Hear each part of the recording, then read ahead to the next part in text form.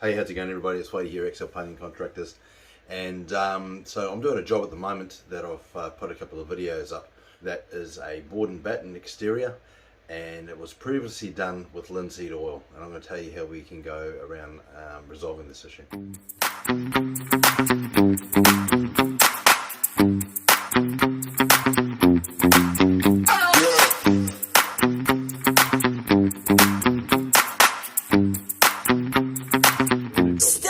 Hey everybody, it's Wade here, XL Painting Contractors, and today we're going to talk about a board and batten house that's been previously oiled, and we're converting to a painted substrate.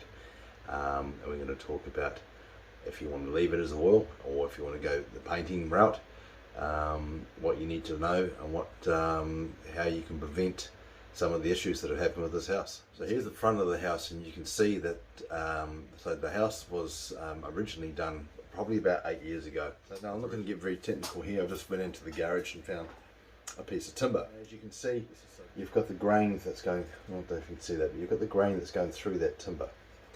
And your end grain, if you can see it, probably can't, which is unfortunate. But there we go. So that's very porous. If you think of that, I'll try and make a sample out of it. I'm not really sure if this is going to work 100%, but I'm just trying to get a point across. Those pen lines, imagine them as the straws, as the veins in a tree trunk. So if this is a tree trunk, and when that's dried out, they're still there, so they're dry, but they're still there. So whatever you put onto that timber, so at the end grain, it'll soak it up because it's like a straw, it soaks up, but it will still go in, still penetrate this way. So when you put in an oil or a stain onto a house, you're trying to get it to penetrate into the grain and then seal it off to stop moisture getting in. Because timber is made up of glucose, it's got a lot of glucose in it, and the structure of it, which is sugars, which is food. So when you get moisture in there, it starts breaking down because water with sugars, and then you get black mold goes in there and it feeds off the timber. So what we're trying to do is prevent that, is by when we put the oil into the substrate, is to seal off that timber so that moisture doesn't get into it, which means you need to seal the grain off. Now often what you also, while we're on the subject, often is you'll see houses being built, and particularly these days, and it's a no-no as far as I'm concerned, but you still see it every day of the week, where, and this is unfortunate, I'm not trying to pick on builders, so for basically the good builders out there, the good carpenters, the good GCs that are out there, they're not going to get offended by this because they know. It's only the rat bags that I'm talking to, and they're the ones that cut the end grain and they don't seal it when you're putting two together. So now you've got a raw edge. So it doesn't matter how much paint I put in here. See, because paints and stains are about, not only the colour, and that is for you, so you can go, that looks pretty. The actual paint and the stain, the oil that goes in there, is to protect it from the water, from the elements. But if you don't do that in grain and moisture gets in there, eventually it's going to destroy that substrate. That timber is going to break down, and that's the responsibility of the builder, not the painter, not the candlestick maker, not the baker down the road, the builder. So whenever I see that, I'm not happy. Now I can slow that down by putting a filler in there to stop that. Those, if you've got two pieces of timber, which I don't have on there at the moment, but if so, that in there is put into a corner, the moisture comes down from that side. That's going to go into the end, go into the timber, and cause rot. So that's just a little bit of one-on-one on why that has to be sealed off, because the end grain is porous. As you can see, it's porous. I'm hoping that's, I'm not sure if that's going to put my finger on it. Bloody cameras. Me and cameras have a love-hate relationship. I'm not really sure what I'm doing here. There we go. No, you're not really helping me. Oh, look at that. Now you can see it better now. What the hell? So you can see that end grain. Alright? I'll probably edit that down because I'm getting on a tangent here. But the thing is, when I put a paint or a stain or a urethane or a varnish on the timber. I'm assuming when the house is built that the builder has already sealed the end grain before the timber's gone up. If we're doing a job before that happens, then we address that. But if not, I'm assuming, and that's all I can do because the building's already done.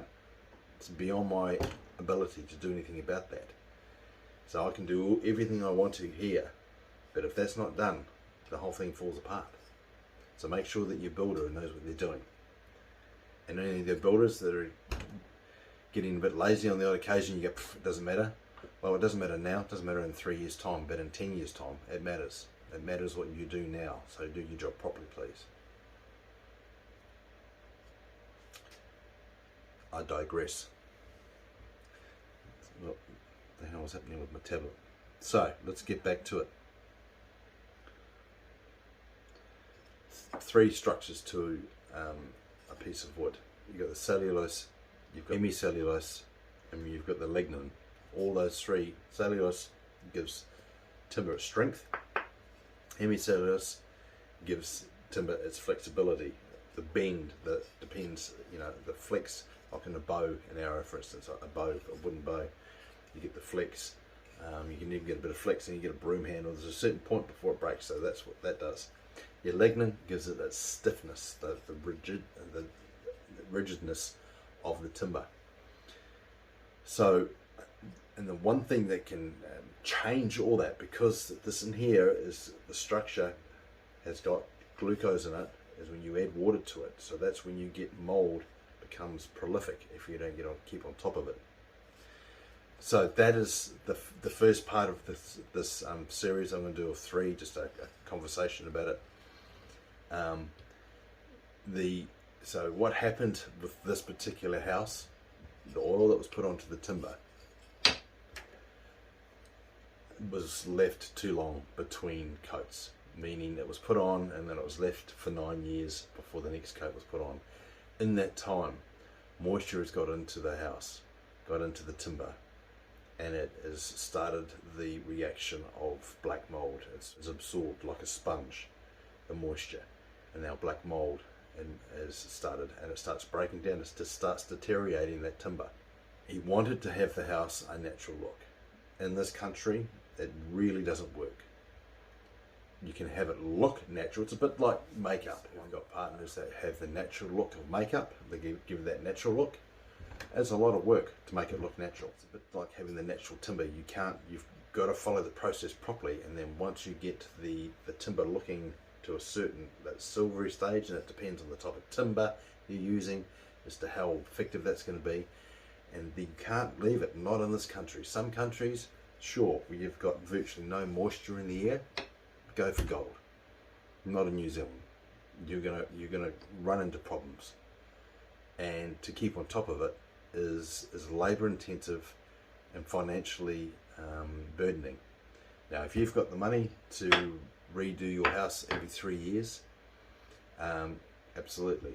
Now, there are some stains out there, water emulsified stains, which are oils, that there are some out there, but they still don't last anywhere near as long as paint, not even in the same ballpark. So think very carefully before you go and put stain on your house, especially if it's a house that's a large structure, say it's 3 stories, cliff top and scaffold and all those sort of things have to be taken into account. You go and do that, and after 3 years, if you don't address it, I don't care how good the stain is, if you're in an exposed area, you have to go back and address that within 3 years. But sooner, sometimes annually it has to be done. Now, I've yet to find a paint surface that can't withstand even the worst of conditions more than 5 years. Less than 5 years, I should say. So that's just my humble opinion. Yeah, but I'm going to cut it off here and see if I can salvage some of this, because I'm starting to feel a bit tired. It's getting late in the night, but I just think it's important that with this project I get this information out onto my Facebook and YouTube sites, and make of it what you will. All right. the next few days we'll come up with another part of the story.